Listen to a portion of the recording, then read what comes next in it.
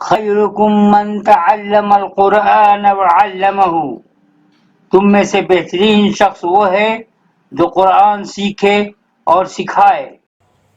اہدنا الصراط المستقیم، ہمیں سیدھی اور سچی راہ دکھا۔ السلام علیکم ورحمۃ اللہ وبرکاتہ۔ اہلا وسہلا مرحبا دوستو، میں جانتا ہوں جیسے ہی میں یوٹیوب پہ یہ درس قرآن اپلوڈ کرتا ہوں تو ہمارے کچھ اصحاب، ہمارے بھائی توجہ کے ساتھ سنتے ہیں۔ آپ لوگوں سے معتبرہ گزارش ہے کہ آپ اپنے فیملی میں، رشتہ داروں میں، دوستوں میں شیئر کیجیے، اس لیے کہ بہت امپورٹنٹ کام ہے، سب آپ کا کام ہے۔ اور میری تمام تر نیک دعائیں آپ تمام لوگوں کے ساتھ۔ اللہ تعالیٰ آپ تمام لوگوں کو حفظ و امان میں رکھے، صحت کامل عطا فرمائے، پریشانیوں کو دور کرے۔ آج میں آپ لوگوں کے سامنے سورہ یونس آیت نمبر 21 سے 30 تک تلاوت کرنے جا رہا ہوں۔ میں درس قرآن سے پہلے ایک اور بھی دوسری تفسیر کا میں مطالعہ کرتا ہوں تو اس میں کچھ الگ باتیں ہوتی ہیں، تو امپورٹنٹ باتیں ہوتی ہیں جو میں آپ لوگوں کے سامنے لکھ دیتا ہوں۔ مثال کے طور پر یہاں سے بے ہے، بے یہ سعودی گورنمنٹ کی طرف سے جو کتاب یہ تفسیر قرآن ہے وہ میرے کمپیوٹر میں موجود ہے، تو اس کا بھی میں مطالعہ کر لیتا ہوں کہ جو امپورٹنٹ بات ہے آپ لوگوں کی خدمت میں پیش کر دوں، اس لیے کہ بہت امپورٹنٹ کام ہو رہا ہے۔ دعاؤں کی درخواست ہے میری صحت اچھی رہے تاکہ میں مکمل قرآن آپ لوگوں کی خدمت میں پیش کر دوں۔ آئیے میں دیکھتا ہوں میں کیا لکھا ہوں اس میں، یا ان آیات میں کیا ہے امپورٹنٹ چیزیں۔ اللہ تعالیٰ کا منکر، اللہ تعالیٰ کا منکر مصیبت کے لمحات میں اللہ کو پکارنے لگتا ہے۔ اس کے واقعے میں جو تفسیر میں ہے وہ یہ ہے، حضرت اکرمہ بن ابی جہل رضی اللہ تعالی عنہ کے بارے میں آتا ہے کہ جب مکہ فتح ہو گیا تو یہ وہاں سے فرار ہو گئے، اس وقت وہ کافر تھے۔ باہر کسی جگہ جانے کے لیے کشتی میں سوار ہوئے تو کشتی طوفانی ہواؤں کی زد میں آ گئی۔ ملاح نے کشتی پہ سوار لوگوں سے کہا کہ آج اللہ واحد سے دعا کرو۔ ملاح نے کافر کشتی پہ سوار لوگوں سے کہا کشتی جستی مت کہیے گا، تمہیں طوفان سے اس کے سوا کوئی نجات دینے والا نہیں ہے۔ حضرت اکرمہ کہتے ہیں کہ میں نے سوچا اگر سمندر میں نجات دینے والا صرف ایک اللہ ہے تو خشکی میں بھی یقیناً نجات دینے والا وہی ہے۔ پھر انہوں نے رسول اکرم صلی اللہ علیہ وسلم کی خدمت میں آ کر حلقہ بگوش اسلام ہو گئے، یعنی اسلام میں داخل ہو گئے۔ نمبر 2، بارش کے موسم میں جب فصلیں لہلہا اٹھتی ہیں تو انسان خوش ہو جاتا ہے، جب اچانک طوفان آ جائے یا کسی اور وجہ سے فصلیں تباہ ہو جائیں تو انسان بے بس ہو جاتا ہے۔ اسی طرح جب انسان مکمل صحت مند رہے تو سارا کریڈٹ اپنے اوپر لیتا ہے۔ اسی درمیان جب کوئی مصیبت آ جائے تو اللہ کی یاد آتی ہے۔ عقل مند یہ ہے کہ ہمیں اصول کے تحت زندگی گزارنی چاہیے۔ نمبر 3 میں دنیا کے ظاہری حالات سے انسان دھوکہ کھاتا رہتا ہے، اس پہ غور کرنے کی ضرورت ہے۔ نمبر 4 امپورٹنٹ چیز ہے، شرک گناہ کبیرہ ہے۔ ایک مشرک کو جب خوشیاں میسر ہوتی ہیں تو اللہ کے بجائے اپنے ولیوں اور پیروں کو کریڈٹ دینے لگتا ہے، مگر معاملہ اس کے برعکس ہے۔ انسان کو شرک سے بچنا چاہیے، اس لیے کہ ہر کام کا بنانے والا اللہ وحدہ لا شریک کی ذات ہے، اور قرآن شریف میں آیا ہے وَنَحْنُ أَقْرَبُ إِلَيْهِ مِنْ حَبْلِ الْوَرِيدِ، ہم تمہارے شہرک سے بھی قریب ہیں۔ شرک سے متعلق ایک اور بات ہے کہ اگر اللہ تعالیٰ نے آپ کو استطاعت دیا ہے اور آپ نجی لوگوں کو، ضرورت مند لوگوں کو مدد کرتے ہیں تو اللہ تعالیٰ سے دعا کیجیے کہ آپ نے آپ کو اس لائق بنایا۔ یہ مت سوچئے کہ بس میری ہی وجہ سے فلاں آدمی کو مدد ہو رہا ہے، اللہ تعالیٰ مدد پہنچانے والا ہے۔ اس پہ غور کرنے کی بات ہے۔ شرک یہ بھی ہے، یعنی اللہ تعالیٰ کے ساتھ شرک ٹھہرا دینا۔ وہ اللہ تعالیٰ نے اس لائق بنایا کہ آپ دوسروں کی مدد کرتے ہیں تو اس کے لیے عبادت کرنی چاہیے، سجدہ ریز ہو جانا چاہیے، اس لائق بنائے کہ آپ دوسروں کو مدد کر رہے ہیں۔ آئیے اصل قرآن کی طرف دیکھتے ہیں۔ اعوذ باللہ من الشیطان الرجیم، بسم اللہ الرحمن الرحیم۔ هو الذی یسیرکم فی البر والبحر حتى إذا كنتم في الفلك وجرين بهم بريح طيبة وفرحوا بها جاءتها ريح عاصف وجاءهم الموج من كل مكان وظنوا أنهم أحيط بهم دعوا الله مخلصين له الدين لئن أنجيتنا من هذه لنكونن من الشاكرين فلما أنجاهم إذا هم يبغون في الأرض بغير الحق يا أيها الناس إنما بغيكم على أنفسكم متاع الحياة الدنيا ثم إلينا مرجعكم فننبئكم بما كنتم تعملون.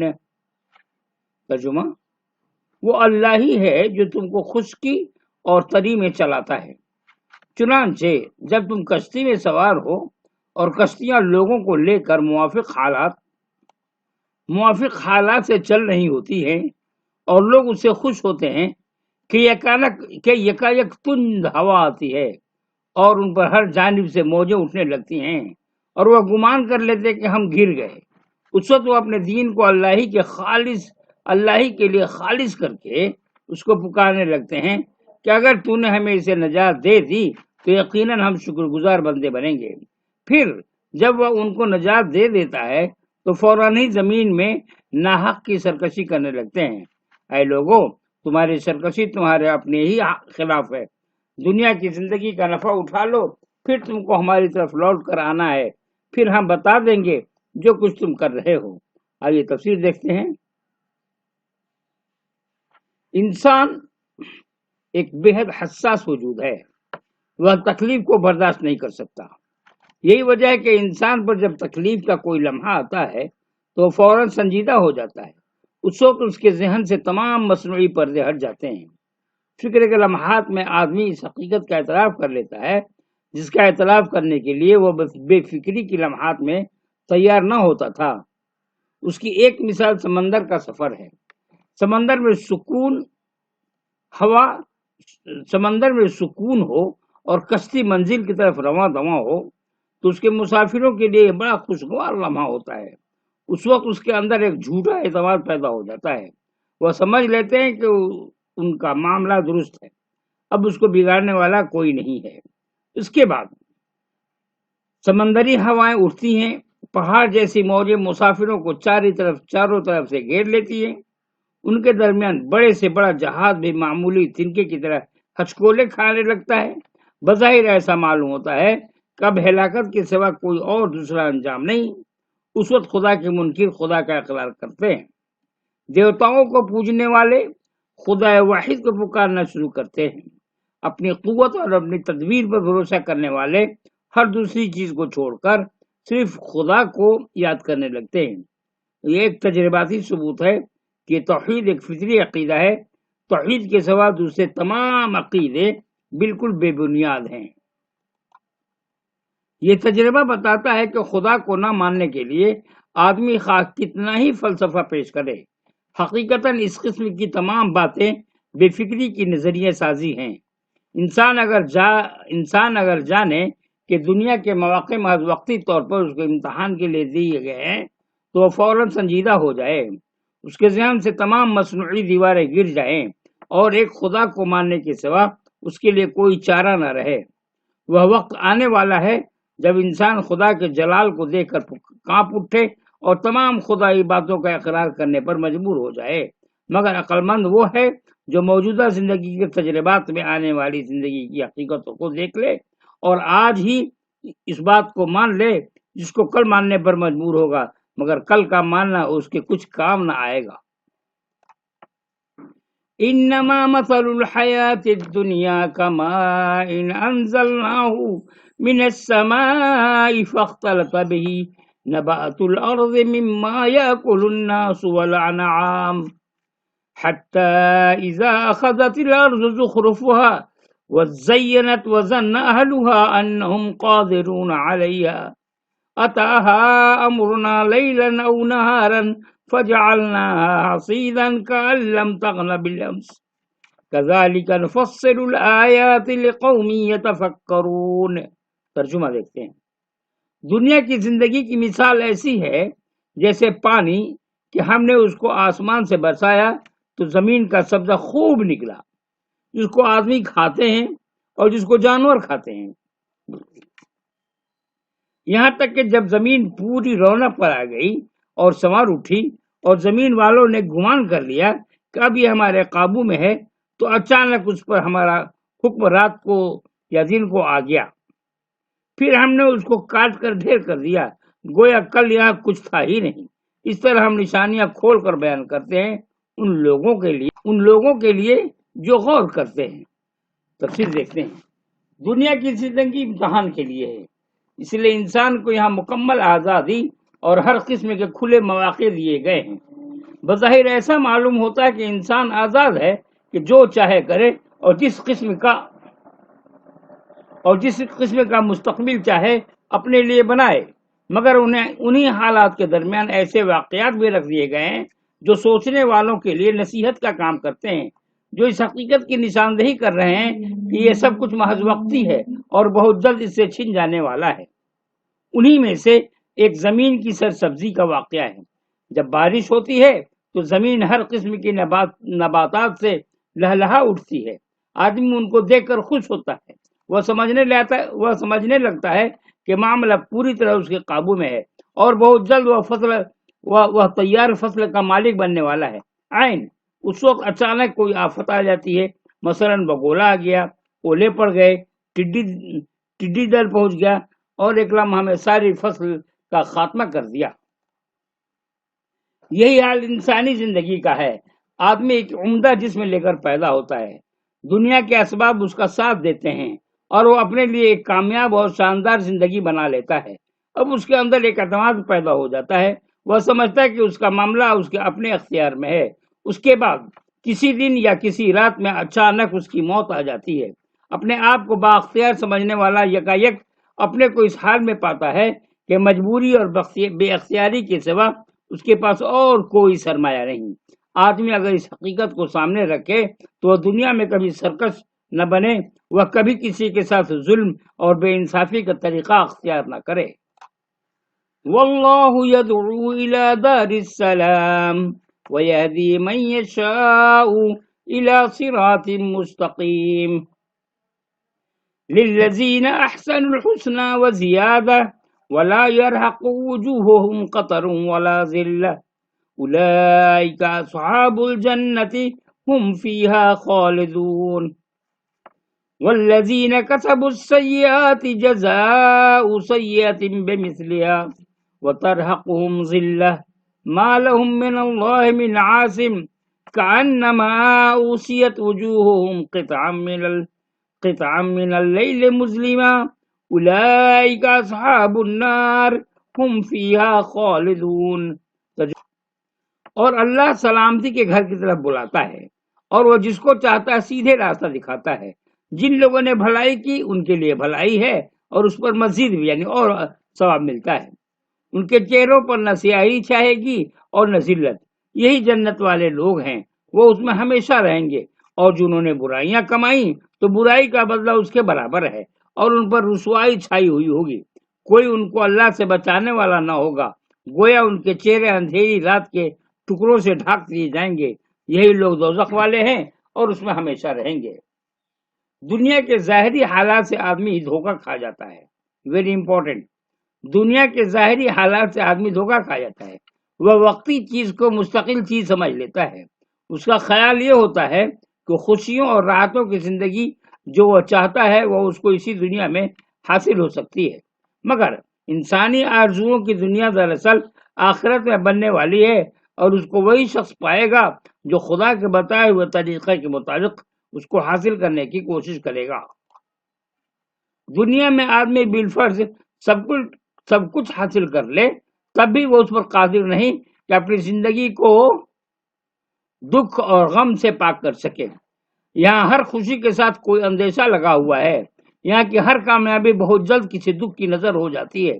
دکھ اور رنج سے خالی زندگی ایک ایسی انوکھی زندگی ہے جو صرف جنت کے ماحول میں آدمی کو حاصل ہوگی۔ جو لوگ اس راز کو پا لے وہی وہ لوگ ہیں جو جنت کا راستہ اختیار کریں گے۔ اور بالآخر خدا کی ابدی جنتوں میں پہنچیں گے۔ راحت اور خوشی کی زندگی جو انسان کو بے حد مرغوب ہے وہ خدا کے وفادار بندوں کو کامل طور پر جنت میں ملے گی، مگر راحت اور خوشی کا ایک اور درجہ ہے جو معروف راحتوں اور خوشیوں سے بہت بلند ہے۔ یہ مالک کائنات کا دیدار ہے جو اہل جنت کو خصوصی طور پر حاصل ہوگا۔ جو خدا راحتوں اور لذتوں کا خالق ہے وہ یقینی طور پر تمام راحتوں اور لذتوں کا سب سے بڑا خزانہ ہے۔ حدیث میں آیا ہے کہ جب جنت والے جنت میں اور دوزخ والے دوزخ میں داخل ہو چکے ہوں گے تو ایک پکارنے والا پکارے گا، اے جنت والو، تمہارے لیے خدا کا ایک وعدہ باقی ہے جس کو اب وہ پورا کرنا چاہتا ہے۔ جنت والے یہ سن کر کہیں گے کہ وہ کیا ہے؟ کیا ہمارے پلے بھاری نہیں کر دیے گئے؟ کیا ہمارے چہروں کو روشن نہیں کر دیا گیا؟ کیا خدا نے ہمیں جنت میں نہیں داخل کر دیا اور ہم کو آگ سے نہیں بچا لیا؟ اس کے بعد ان کے اوپر سے حجاب اٹھا دیا جائے گا اور وہ اپنے رب کو دیکھنے لگیں گے۔ بس خدا کی قسم، کوئی نعمت جو خدا نے انہیں دی ہے وہ ان کے لیے خدا کو دیکھنے سے زیادہ محبوب نہ ہوگی اور نہ اس سے زیادہ ان کی آنکھوں کو ٹھنڈی کرنے والا ہوگی۔ یہ تفسیر ابن کثیر کی ہے۔ تفسیر ابن کثیر بہت ہی معنیز تفسیر ہے، وہ اصل میں عربی میں ہے اور اس کی 8 جلدیں ہیں اور یہ اردو میں بھی اویلیبل ہے، آپ لوگ پڑھ سکتے ہیں۔ میں نے اس کا عربی میں مطالعہ کیا ہے۔ آدمی کے لیے اس سے زیادہ سخت حالت اور کوئی نہیں کہ وہ ایک ایسی بے بسی سے دوچار ہو جو ابدی ہے۔ آدمی کے لیے اس سے زیادہ سخت حالت اور کوئی نہیں کہ وہ ایک ایسی بے بسی سے دوچار ہو جو ابدی ہے۔ وہ اپنے آپ کو ایسی ناکامی پر پڑا ہوا پائے جو دوبارہ کامیابی میں تبدیل نہیں ہو سکتی۔ جو لوگ آخرت میں جہنم کے باشندے قرار دیے جائیں گے وہ اسی حالت میں دوچار ہوں گے۔ ان کے چہرے شدید مایوسی کی وجہ سے ایسے کالے ہو جائیں گے گویا کہ وہ تہ بتہ اندھیروں میں ڈوب گئے ہیں۔ آدمی کو اگرچہ اس کی برائی کا بدلہ اتنا ہی دیا جائے گا جتنا اس نے برائی کی، مگر ابدی محرومی کا احساس اس کے لیے اتنا سخت ہوگا کہ اس کا چہرہ تک اس کی وجہ سے سیاہ پڑ جائے گا۔ وَيَوْمَ نَحْشُرُهُمْ جَمِيعًا ثُمَّ نَقُولُ لِلَّذِينَ أَشْرَكُوا مَكَانَهُمْ أَنْتُمْ وَشُرَكَاؤُكُمْ وَيَوْمَ نَحْشُرُهُمْ جَمِيعًا ثُمَّ نَقُولُ لِلَّذِينَ أَشْرَكُوا مَكَانَكُمْ أَنْتُمْ وَشُرَكَاؤُكُمْ فَزَيَّلْنَا بَيْنَهُمْ وَقَالَ شُرَكَاؤُهُمْ مَا كُنْتُمْ إِيَّانَا تَعْبُدُونَ فَكَفَى بِاللَّهِ شَهِيدًا بَيْنَنَا وَبَيْنَكُمْ إِن كُنَّا عَنْ عِبَادَتِكُمْ لَغَافِلِينَ هُنَالِكَ تَبْلُو كُلُّ نَفْسٍ مَا أَسْلَفَتْ وَرُدُّوا إِلَى اللَّهِ مَوْلَاهُمُ الْحَقِّ وَضَلَّ عَنْهُمْ مَا كَانُوا يَفْتَرُونَ۔ آئیے ترجمہ دیکھتے ہیں۔ اور جس دن ہم ان سب کو جمع کریں گے پھر ہم شرک کرنے والوں سے کہیں گے کہ ٹھہرو، تم بھی اور تمہارے بنائے ہوئے شریک بھی۔ پھر ہم ان کے درمیان تفریق کریں گے اور ان کے شریک کہیں گے کہ تم ہماری عبادت تو نہیں کرتے تھے، اللہ ہمارے درمیان گواہی کے لیے کافی ہے، ہم تمہاری عبادت سے بالکل بے خبر تھے۔ اسی وقت ہر شخص اپنے اس عمل سے دوچار ہوگا جو اس نے کیا تھا، اور لوگ اللہ اپنے مالک کے حقیقی کی طرف لوٹائے جائیں گے، اور جو جھوٹ انہوں نے گڑھے تھے وہ سب ان سے جاتے رہیں گے۔ تفسیر دیکھتے ہیں، ویری امپورٹنٹ تفسیر ہے، اس پہ غور کرنے کی ضرورت ہے، ہم لوگ غور کریں۔ کچھ میں نے پہلے بتا دیا ہے۔ شرک کا پورا کاروبار جھوٹی امیدوں پر قائم ہوتا ہے۔ وہ واقعات جو خدا سے کیے ہوئے ہیں ان کو آدمی جھوٹے معبودوں کی طرف منسوب کر دیتا ہے اور اس طرح خود ساختہ تصور کے تحت ان کو اپنی عقیدت و پرستش کا مرکز بنا لیتا ہے۔ اپنے ان معبودوں پر اس کا اعتماد اتنا بڑھتا ہے کہ وہ سمجھ لیتا ہے کہ آخرت میں بھی وہ ضرور خدا کے مقابلے میں اس کے مددگار بن جائیں گے اور اس کو خدا کی پکڑ سے بچا لیں گے۔ یہی امپورٹنٹ بات ہے۔ لوگ کہتے ہیں کہ اللہ تعالیٰ کے پاس ڈائریکٹ ہم نہیں جا سکتے ہیں اور دوسرے کا سہارا لیں گے۔ تو میں ایک واقعہ بتا دوں اپنے ساتھ، میرے ساتھ ایک صاحب میرے پاس آئے اور یوں مثال دینے لگے کہ ڈائریکٹ اللہ تعالیٰ سے آپ کیسے بات کر سکتے، کیسے دعا کریں گے، اور ایگزامپل دی انڈیا میں الیکشن سے کہ اندرا گاندھی پردھان منتری ہے تو ڈائریکٹ نہیں جا سکتے ایسے ویسے۔ میں نے کہا کہ اللہ تعالیٰ الیکشن لڑتا ہے کیا؟ بس وہ خاموش ہو گئے۔ میں نے ان سے کہا کہ آپ نماز پڑھتے ہیں؟ تو ہاں۔ سورہ فاتحہ پڑھتے ہیں؟ تو ہاں۔ سجدے میں جاتے ہیں؟ تو ہاں۔ تو میں نے کہا یا تو آپ اللہ تعالیٰ کا مذاق اڑا رہے ہیں، یا جو آپ کا اعتماد ہے کہ قبر میں بیٹھے ہوئے لوگ آپ کی مدد کو آ رہے ہیں اس کا مذاق اڑا رہے ہیں۔ اب فیصلہ آپ کو کرنا ہے کہ آپ عبادت یعنی نماز پڑھیں گے یا قبر پرستی کریں گے۔ توجہ طلب بات ہے۔ پھر آہستہ آہستہ وہ راستے پہ آ گئے۔ اللہ تعالیٰ کا لاکھ لاکھ شکر ہے، وہ پھر نرم ہو گئے۔ بس اللہ تعالیٰ ان کو ہدایت دے، نہ دے وہ اللہ بہتر جانتا ہے۔ اب میرے کانٹیکٹ میں نہیں ہے وہ۔ یہ سراسر جھوٹی امیدیں ہیں، مگر دنیا کی زندگی میں ان کا جھوٹ ہونا ظاہر نہیں ہوتا، کیونکہ یہاں امتحان کی وجہ سے ہر چیز پر غیب کا پردہ پڑا ہوا ہے۔ یہاں آدمی کو موقع ہے کہ وہ واقعات کو اپنے فرضی معبودوں کی طرف منسوب کرے اور اس طرح ان کی معبودیت پر مطمئن ہو جائے، مگر آخرت میں ساری حقیقتیں کھل جائیں گی۔ وہاں معلوم ہوگا کہ اس کائنات میں ایک خدا کے سوا کسی کو کوئی زور حاصل نہ تھا۔ موجودہ دنیا میں آدمی اس خوشخبری میں جی رہا ہے کہ وہ اپنے بڑوں اور اپنے معبودوں کے مدد سے آخرت کے مرحلے میں کامیاب ہو جائے گا، مگر آخرت میں اچانک اس پر کھلے گا کہ اس کا اعتماد سراسر جھوٹا تھا۔